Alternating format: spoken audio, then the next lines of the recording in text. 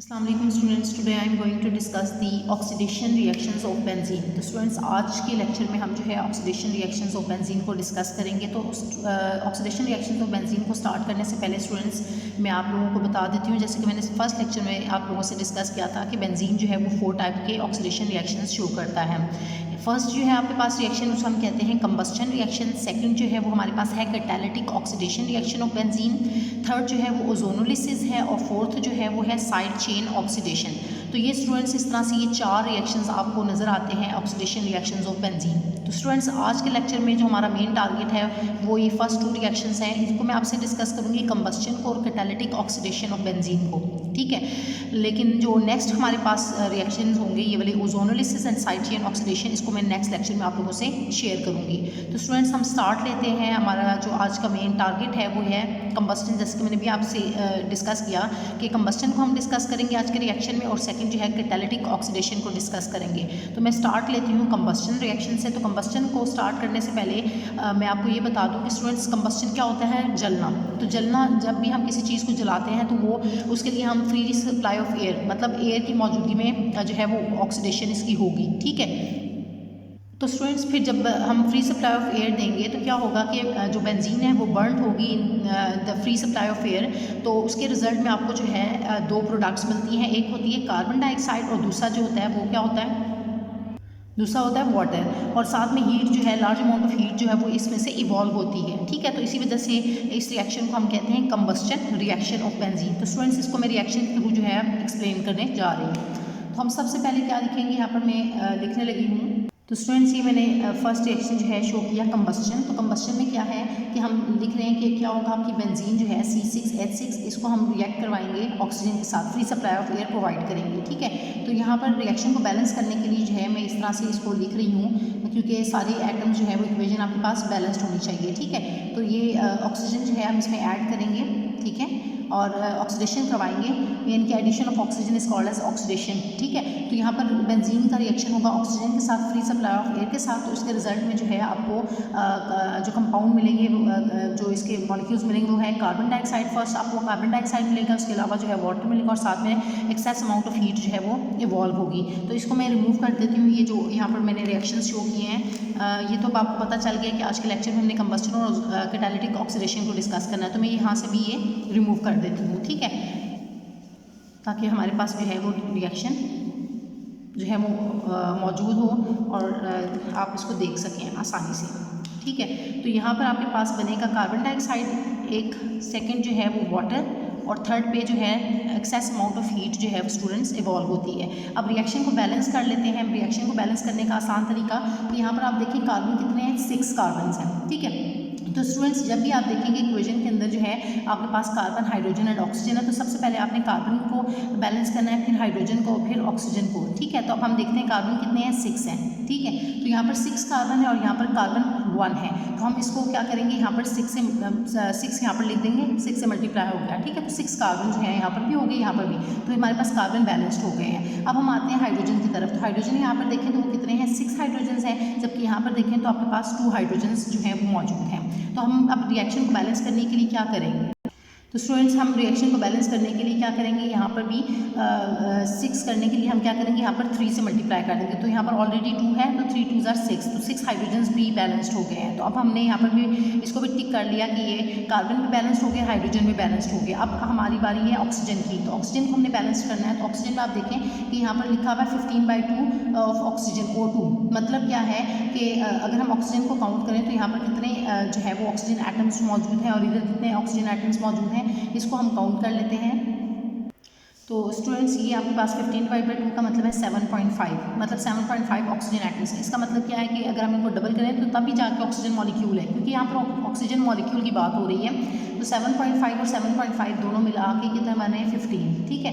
तो ये 15 बन के तो 15 ऑक्सीजन एटम्स होने चाहिए यहाँ पर। तो इस साइड पे 15 है, तो इस साइड पे भी 15 होने चाहिए। तो यहाँ पर देखिए काउंट करें तो ये 6 2 = 12 हो गया, और 13 14 एंड 15 ये 3 ऑक्सीजन एटम्स यहाँ पर है। तो टोटल इस तरह से आपके पास जो है वो ये रिएक्शन जो है वो भी बैलेंस हो गया। तो स्टूडेंट्स इसमें ये मैं आपको इक्वेशन को बैलेंस करके बता रही हूँ इसलिए क्योंकि ये बहुत ज़्यादा इंपॉर्टेंट होता है। जब भी हम रिएक्शंस को स्टडी करते हैं तो उसमें आप कोशिश किया करें कि आपके पास इक्वेशन जो है वो बैलेंस्ड होनी चाहिए। लेकिन अगर जस्ट कॉन्सेप्ट लेना है तो हम कॉन्सेप्ट के अकॉर्डिंग जो है अगर हम जस्ट कॉन्सेप्ट को लें तो हमारे पास जब भी कंबस्शन रिएक्शन स्टूडेंट्स आपसे मैं डिस्कस करूँ या आपसे जब भी कंबस्शन रिएक्शन की बात की जाए तो आप लोगों ने फ़ौरन से अपने माइंड में प्रोडक्ट्स को जो है वो ले लेना है कि आपके पास कौन सी प्रोडक्ट्स आएंगी। 3 प्रोडक्ट्स आएंगी। फर्स्ट जो है वो हमेशा आपको कार्बन डाइऑक्साइड मिलेगी, सेकंड जो है वो वाटर मॉलिक्यूल और थर्ड पे जो है एक्सेस अमाउंट ऑफ हीट जो है वो लिबरेट होगी। ठीक है, तो ये हमारे पास जो है वो कंबस्शन के रिजल्ट में आपको जो है वो प्रोडक्ट्स मिलेंगे। अब हम आते हैं स्टूडेंट्स अपने सेकेंड रिएक्शन की तरफ जो कि क्या था आपके पास कैटालिटिक ऑक्सीडेशन ऑफ बेंजीन। तो अब हम कैटालिटिक ऑक्सीडेशन ऑफ बेंजीन की तरफ आते हैं।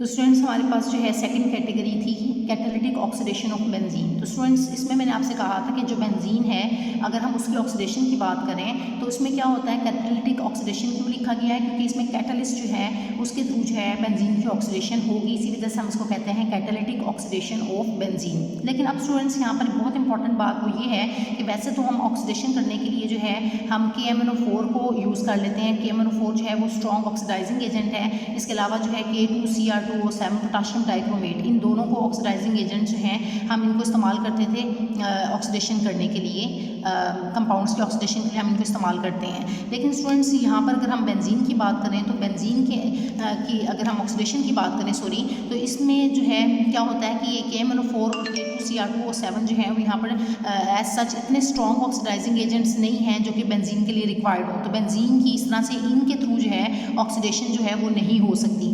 फिर हम क्या करते हैं कि इनकी ऑक्सीडेशन जब बेंजीन के थ्रू नहीं हो सकती तो हम इसके लिए फिर क्या करते हैं कि स्ट्रॉन्ग ऑक्सीडाइजिंग एजेंट जो है वो यूज़ करते हैं। ये अगर हम दें तो ये हम फिर कहते हैं कि ये क्या है माइल्ड ऑक्सीडाइजिंग एजेंट्स हैं। ठीक है, ये माइल्ड ऑक्सीडाइजिंग एजेंट्स हैं। लेकिन अगर हम बेंजीन की ऑक्सीडेशन कर रहे हैं, कैटालिटिक ऑक्सीडेशन ऑफ बेंजीन करें तो इसके लिए हमें स्ट्रॉन्ग ऑक्सीडाइजिंग एजेंट चाहिए होता है जो कि क्या करता है बेंजीन रिंग को ब्रेक कर देता है आसानी से। ठीक है, वरना इसकी ऑक्सीडेशन नहीं हो सकती। ठीक है, इनकी मौजूदगी में KMnO4 और K2Cr2O7 की मौजूदगी में बेंजीन की ऑक्सीडेशन नहीं हो सकती। इसी वजह से क्योंकि ये माइल्ड ऑक्सीडाइजिंग एजेंट्स हैं तो हम क्या करते हैं इसके लिए बेंजीन के रिंग को ब्रेक करने के लिए या उसकी ऑक्सीडेशन करने के लिए हमें स्ट्रॉन्ग ऑक्सीडाइजिंग एजेंट की ज़रूरत होती है। इसी वजह से हम जो स्ट्रॉन्ग ऑक्सीडाइजिंग एजेंट है दैट इज़ V2O5 उसको हम कहते हैं वेनेडियम पेंटाऑक्साइड। तो वेनेडियम पेंटाऑक्साइड को स्टूडेंट्स हम यूज़ करते हैं इसकी ऑक्सीडेशन के लिए। ठीक है, तो ये क्या आपके पास स्ट्रॉन्ग ऑक्सीडाइजिंग एजेंट है। ठीक है, स्ट्रॉन्ग ऑक्सीडाइजिंग एजेंट है। इसकी मौजूदगी में हम जो है फिर क्या करते हैं कैटालिटिक ऑक्सीडेशन करते हैं बेंजीन रिंग की। ठीक है, तो अब ये स्टूडेंट्स मैंने आपको कॉन्सेप्ट दे दिया है। तो अब हम इसको रिएक्शन के थ्रू देख लेते हैं कि V2O5 की मौजूदगी में जो है वो कैटालिटिक ऑक्सीडेशन ऑफ बेंजीन किस तरह से हो रही है। तो स्टूडेंट्स ये आप देख रहे हैं कैटालिटिक ऑक्सीडेशन ऑफ बेंजीन को। तो इसमें ये आपने क्या किया कि बेंजीन लिया। ठीक है, बेंजीन रिंग है आप देख रहे हैं। तो इसमें हम जब इसकी ऑक्सीडेशन करते हैं तो ये किसकी मौजूदगी में कर रहे हैं स्ट्रॉन्ग कैटलिस्ट जो है ऑक्सीडाइजिंग एजेंट V2O5 की मौजूदगी में कर रहे हैं। और इसके लिए रिएक्शन कंडीशन जो रिक्वायर्ड है वो 450 डिग्री सेल्सियस टेम्परेचर रिक्वायर्ड होता है। और इसके रिजल्ट में हमें जो है वो मैलिक एनहाइड्राइड मिलता है। मैं यहाँ पर इसको लिख रही हूँ that is called as maleic anhydride, इसे हम बोलते हैं।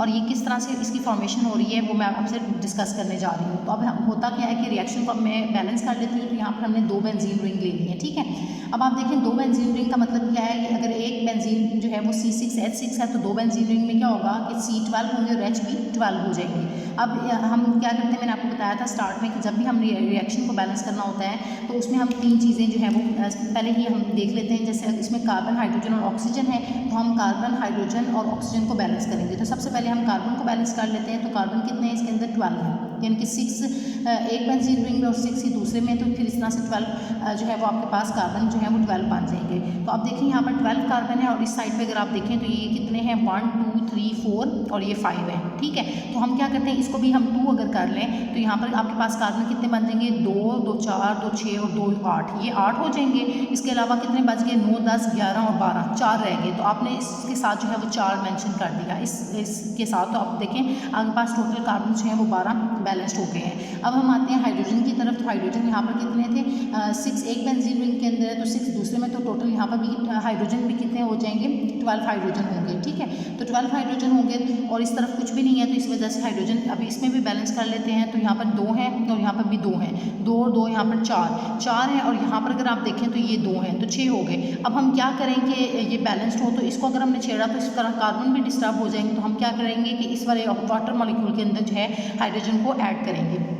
तो अगर स्टूडेंट्स हम इसके अंदर 4 हाइड्रोजन 4 यहाँ पर अगर इस साइड पे हम 4 लिख देते हैं तो आप देखें कि यहाँ पर कितने थे, 2 और 2 4 थे और यहाँ पर अगर 4 2 8 हो गया तो 8 और 9 10 11 12, तो अब रिएक्शन जो है वो यहाँ पर भी 12 हाइड्रोजन बैलेंस्ड हो गए हैं। ठीक है, तो हमने हाइड्रोजन को भी अब बैलेंस कर लिया। अब हम आते हैं ऑक्सीजन की तरफ। तो ऑक्सीजन यहाँ पर देखिए यहाँ पर मौजूद नहीं है, ऑक्सीजन यहाँ पर है, तो यहाँ पर 9 2 कितना होता है, 9 2 18 होता है, तो मतलब आपके पास 18 ऑक्सीजन जो है वो होने चाहिए। तो यहाँ पर देखिए आपके पास 2 हैं और 2 4 और 2 6, यहाँ पर 6 हो गए हैं। ठीक है, और यहाँ पर कितने हैं, 4 2 8 और 6 कितने होते हैं, 14 होते हैं और 14 के बाद जो है 4 ऑक्सीजन ये हैं, तो 14 15 16 17 18, तो यहाँ पर ऑक्सीजन भी है, इस तरह से बैलेंस्ड हो गया है। तो आपने जो है ये तीनों को बैलेंस कर दिया, कार्बन हाइड्रोजन और ऑक्सीजन को। तो ये स्टूडेंट्स में आप लोगों से रिएक्शन भी डिस्कस कर रही हूँ और साथ साथ उनको इक्वेशन को बैलेंस करना भी आपसे डिस्कस कर रही हूँ ताकि आपको इस पॉइंट को समझने में आसानी हो।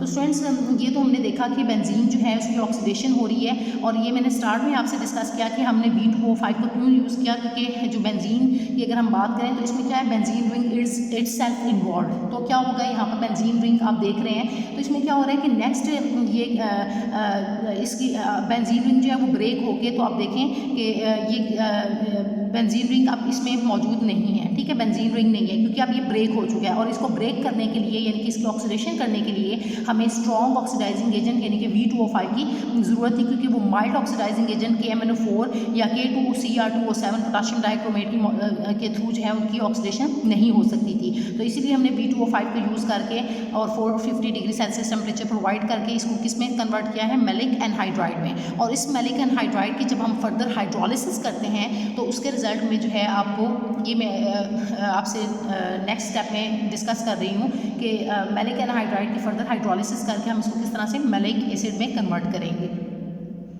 तो स्टूडेंट्स ये इस तरह से हम नेक्स्ट स्टेप में सेकंड स्टेप में क्या कर रहे हैं, इसकी हाइड्रोलिसिस कर रहे हैं या वाटर के साथ आप कह सकते हैं कि इसका रिएक्शन करवा रहे हैं। ठीक है, तो आप इसको वाटर को इस फॉर्म में भी लिख सकते हैं या आप इसको इस फॉर्म में भी लिख सकते हैं कि H और OH की फॉर्म में। ठीक है, इस पर पार्शियल नेगेटिव और यहाँ पर पार्शियल पॉजिटिव हो गया।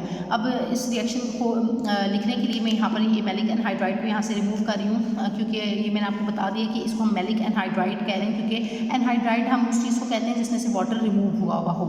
तो आप देख रहे हैं कि इसके अंदर से वाटर को जो है हमने रिमूव कर दिया है। यहाँ पर आप वाटर देख रहे हैं, ये वाटर साइड पे है। ठीक है, इसमें से रिमूव हुआ हुआ है, तो इसको हम कहते हैं मैलिक एनहाइड्राइड, यानी कि जो सॉलिड फॉर्म में हो जिसमें से वाटर को रिमूव कर दिया गया हो, तो उसको हम मैलिक एनहाइड्राइड कह रहे हैं। अब स्टूडेंट्स क्या होता है कि इस मैलिक एनहाइड्राइड को हम क्या करते हैं, जब इसकी हाइड्रोलिसिस करते हैं तो आपने इसको सेम रखना है। ठीक है, लेकिन यहाँ पर आपके पास ये वाला जो ऑक्सीजन है ये क्या करता है, ये इस हाइड्रोजन के साथ रिएक्ट कर जाता है। ठीक है, तो इस तरह से ये जो कंपाउंड बन जाएगा C double bond O and OH बन जाएगा और इसी तरह ये वाला मतलब बेसिकली क्या होता है, ये वाला बॉन्ड जो है वो ब्रेक हो जाएगा। तो यहाँ पर भी क्या होगा, C double bond O and OH ये इसके साथ जो है जाके ये इसके साथ अटैच हो जाएगा।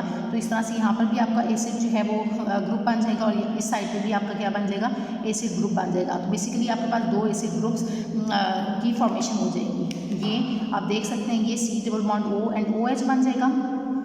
ठीक है, और इसी तरह ये वाला जो है C double bond O and OH, ये इस तरह से 2 आपके पास एसिड इसके साथ अटैच हो जाएंगे। तो मतलब ये देख 2 acid group functional acid group जो है वो अटैच हो जाएंगे। तो ये आपके पास CH डबल बॉन्ड CH ये इस तरह से, और यहाँ पर जो है ये C डबल बॉन्ड O, ठीक है, और ये O और इसके साथ ये H ये अटैच हो जाएगा। और इसी तरह यहाँ पर नीचे वाला ये आप देख लें कि C डबल बॉन्ड O ये और साथ में ये जो है OH इसके साथ अटैच हो जाएगा। तो ये आपके पास जो कंपाउंड था ये ऊपर वाला, इसको हम मैलिक एनहाइड्राइड कह रहे थे। तो ये जो है अब इसके अंदर OH हाइड्रोलिसिस होने के बाद ये किस में कन्वर्ट हो गया है, ये कार्बोक्सिलिक एसिड ग्रुप इसमें आ गया है। तो इसी वजह से हम इसको बोलेंगे मैलिक एसिड। क्या बोलते हैं हम इसको, मैलिक एसिड, मैलिक एसिड। तो ये स्टूडेंट्स बहुत ज़्यादा इंपॉर्टेंट रिएक्शन है कैटालिटिक ऑक्सीडेशन ऑफ बेंजीन, और ये अक्सर जो है आपके पेपर्स में ये कन्वर्जन आई होती है। अक्सर कहा जाता है कि how we will convert benzene into maleic acid, benzene को हम किस तरह से मैलिक एसिड में कन्वर्ट करते हैं। तो आपने जस्ट सिंपल बताना है कि हमने वेनेडियम पेंटॉक्साइड की मौजूदगी में जो है हम ऑक्सीडेशन करते हैं बेंजीन की, और यानी कि स्ट्रॉन्ग ऑक्सीडाइजिंग एजेंट V2O5 की मौजूदगी में 450 डिग्री सेल्सियस टेम्परेचर पे। तो इस तरह से उसको सबसे पहले हम मैलिक एनहाइड्राइड में कन्वर्ट करेंगे, उसकी फर्दर हाइड्रोलिसिस करने के बाद जो है हम इसको मैलिक एसिड में कन्वर्ट कर देते हैं। तो ये स्टूडेंट्स बहुत ही ज़्यादा इंपॉर्टेंट आपके पास जो है ये रिएक्शन या ये कन्वर्जन पेपर में आई होती है कि किस तरह से हम बेंजीन को मैलिक एसिड में कन्वर्ट करेंगे, या लिखा होता है कि convert benzene into maleic acid. ठीक है, तो स्टूडेंट्स मैं इसको रिएक्शन को अब रिमूव कर देती हूँ, और फिर आप जो है इसको साथ में लिख सकते हैं, उस क्वेश्चन को साथ में लिख लें, बल्कि यहाँ पर मैं लिख देती हूँ ताकि आप इस पॉइंट को याद रखें कि ये क्वेश्चन आपसे पूछा जा सकता है। क्या क्वेश्चन आपसे पूछा जा सकता है इस रिएक्शन में कि कन्वर्ट बेंजीन, आपको कन्वर्जन दी जा सकती है कि convert benzene into maleic acid. ठीक है, ये कन्वर्जन आपको बहुत ज़्यादा पेपर में दी जाती है कि बेंजीन को हम किस तरह से मैलिक एसिड में कन्वर्ट करते हैं। ठीक है, ये आपसे क्वेश्चन ज़रूर जो है वो पूछा जाएगा, तो ये इसको आपने अच्छे तरीके से रेडी करना है। तो होप्स हो कि स्टूडेंट्स आपको जो है ये दोनों पॉइंट्स जो हैं वो क्लियर हो गए हैं, oxidation reaction of benzene, first combustion reaction भी और दूसरा कैटालिटिक ऑक्सीडेशन ऑफ बेंजीन। तो स्टूडेंट्स अब नेक्स्ट लेक्चर में मैं आप लोगों से जो है फर्दर जो दो रिएक्शंस रहते थे ओजोनोलिसिस और साइड चेन ऑक्सीडेशन को डिस्कस करूंगी। तो होप्स हो कि ये पॉइंट स्टूडेंट्स आपके क्लियर हो गए हैं। इस रिएक्शन से रिलेटेड अगर आपको कोई भी कन्फ्यूजन है तो वो आप मुझसे कमेंट्स में पूछ सकते हैं। Thank you so much students.